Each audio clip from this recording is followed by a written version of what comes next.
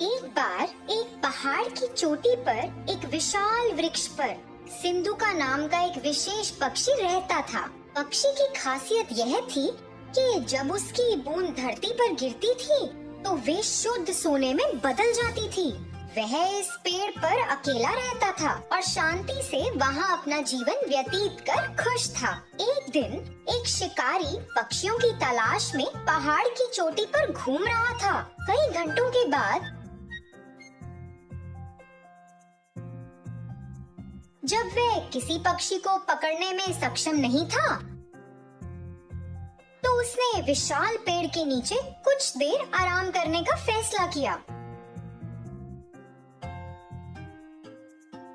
जिस पर सिंधुका रहता था। बस जब शिकारी सोने लगा ही था तो पक्षी ने अचानक पेड़ के ऊपर से अपनी बूंद को गिरा दिया, जो धरती पर गिरते ही सोने में बदल गई। शिकारी के चेहरे के ठीक बगल में सोने का टुकड़ा गिरा और जब उसने देखा तो उसने चिड़िया की ओर देखा। फिर से एक और टुकड़ा गिर गया और इस बार शिकारी ने जमीन पर इसे सोने में बदलते देखा।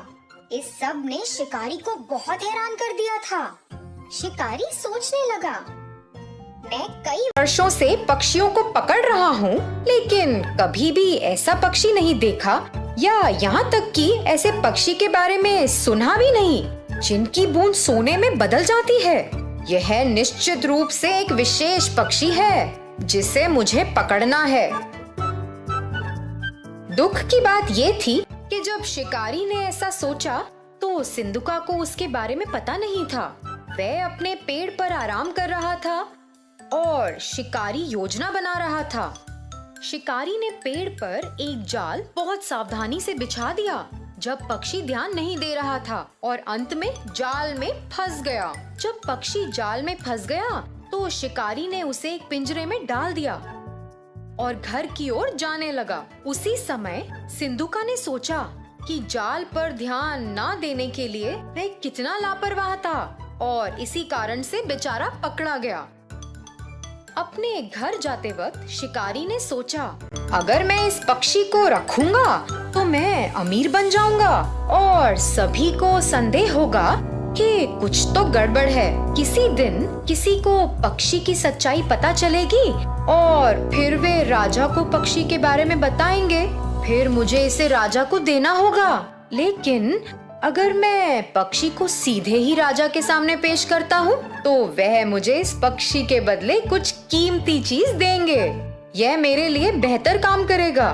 मैं अपना शेष जीवन राजा की दी गई वस्तु के सहारे जी सकता हूँ। योजना के अनुसार मैं सीधे राजा के महल में गया और राजा को सारी बात बताई। उसने राजा को पक्षी दिखाया और राजा एक ऐसे विशेष पक्षी को देखकर बहुत खुश हुआ जिसकी बूंद सोने में बदल जाती है। उसने अपने नौकर को बुलाया, इस पक्षी की उचित देखभाल करो, उसे एक शानदार पिंजरे में रखो और उसे भरपूर भोजन और पानी दो। सुनिश्चित करें कि वह दूर नहीं हो।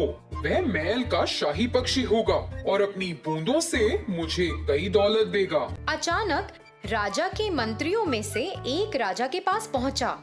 राजा जी, एक पक्षी की बूंदें सोने में कैसे बदल सकती हैं?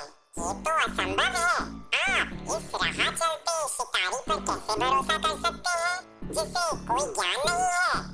मैं आपसे अनुरोध करता हूँ कि आप पिंजरे को खोलें और पक्षी को दूर जाने दें और इस शिकारी को ऐसी झूठी जानकारी देने के लिए दंडित करें।